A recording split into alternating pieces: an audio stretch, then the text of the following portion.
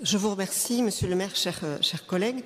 C'est vrai que l'examen du compte administratif est toujours un moment intéressant, en ça qu'il permet en fait de constater factuellement et de manière chiffrée ce qui a été réellement réalisé.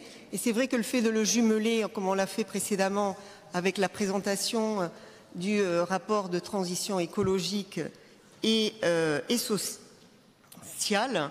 permet de voir en fait quelle est la politique et quelles sont de manière précise les réalisations et aussi le pilotage des finances. Alors, vous affichez des ratios financiers qui sont meilleurs que ceux prévus dans le budget primitif et également ces modifications qui sont intervenues en cours d'exercice.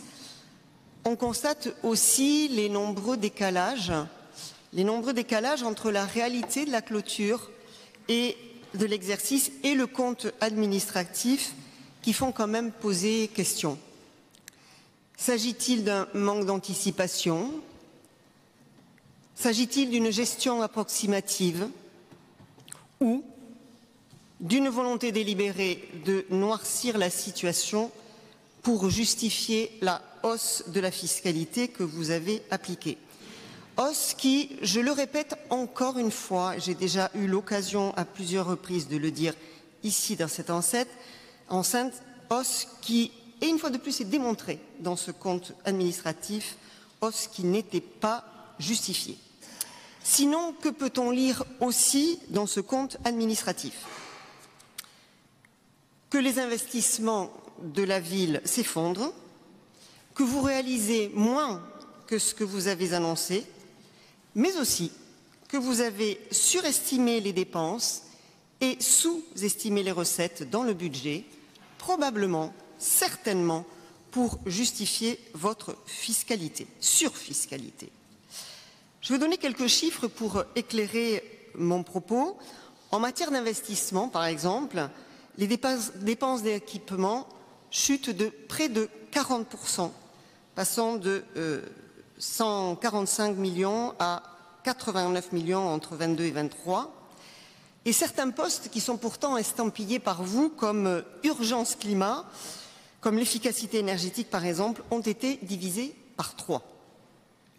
La hausse des crédits d'investissement ouverts dans les budgets n'est pas traduite dans les faits. On passe de 150 millions d'euros en 23 contre 138 en 2022. Alors, s'agit-il d'objectifs non atteints ou d'un affichage délibérément surestimé au moment du budget pour faire un coup de com'? Je vous pose la question. Le taux de réalisation est également en chute spectaculaire, 61%.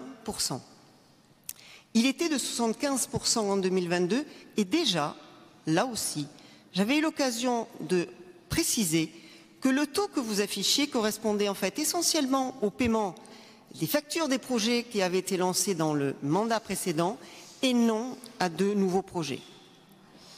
Alors il est désormais clair que l'objectif de 80% de réalisation annoncé par Mme Bichet dans l'Europe 2023 a pris du plomb dans l'aile.